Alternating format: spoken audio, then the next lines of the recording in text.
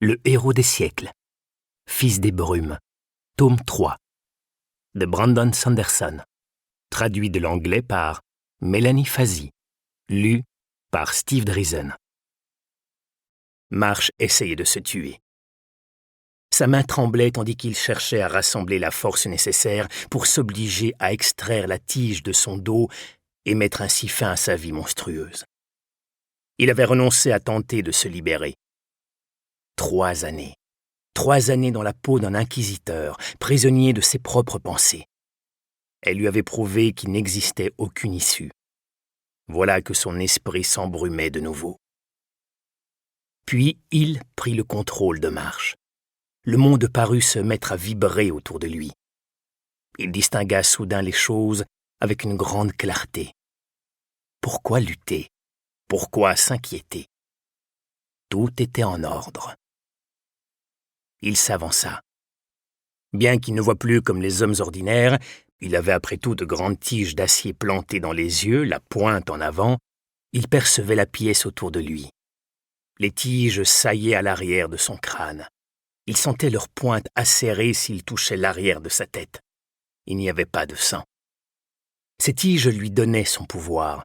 De fines lignes bleues allomantiques soulignaient les contours du monde.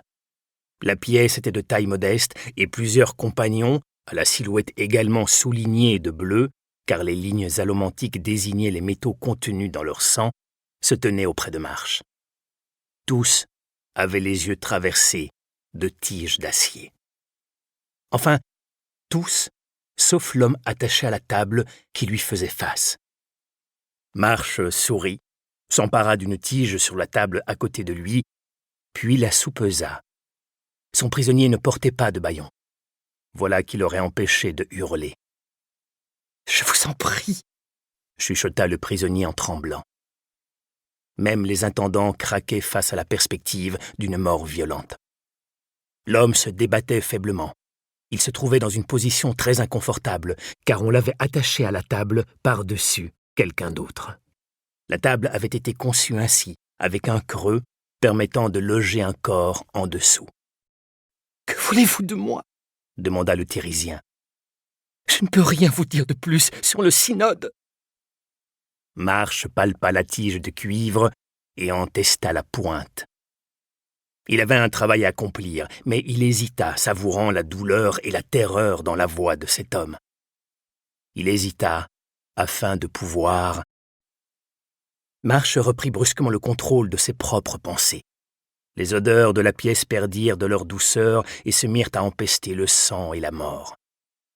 Son plaisir se changea en horreur. Son prisonnier était un gardien de Théris, un homme qui avait consacré sa vie entière au bien des autres. Sa mort serait non seulement un crime, mais une tragédie. Marsh s'efforça de se maîtriser, de s'obliger à tendre le bras pour arracher la tige de son dos, ce qui suffirait à le tuer. Mais elle était trop puissante. Cette force, elle contrôlait Marsh, et elle avait besoin de lui et des autres inquisiteurs pour lui prêter leurs mains. Elle était libre. Marsh la sentait jubiler. Pourtant quelque chose l'empêchait d'affecter pleinement le monde. Une opposition, une autre force qui recouvrait le monde comme un bouclier. Elle n'était pas encore entière. Il lui fallait quelque chose de caché. Marsh allait trouver ce quelque chose et l'apporter à son maître. Le maître que Vin avait libéré, l'entité autrefois emprisonnée au puits de l'Ascension. Elle se nommait Ravage. Marsh sourit tandis que son prisonnier fondait en larmes. Puis il s'avança, brandissant la tige. Il la plaça contre la poitrine de l'homme en pleurs. La tige allait devoir transpercer son corps, traverser son cœur, puis s'enfoncer dans le corps de l'inquisiteur attaché en dessous. L'hémalurgie était un art salissant. C'était ce qui le rendait si jubilatoire. Marsh s'empara d'un maillet et donna le premier coup.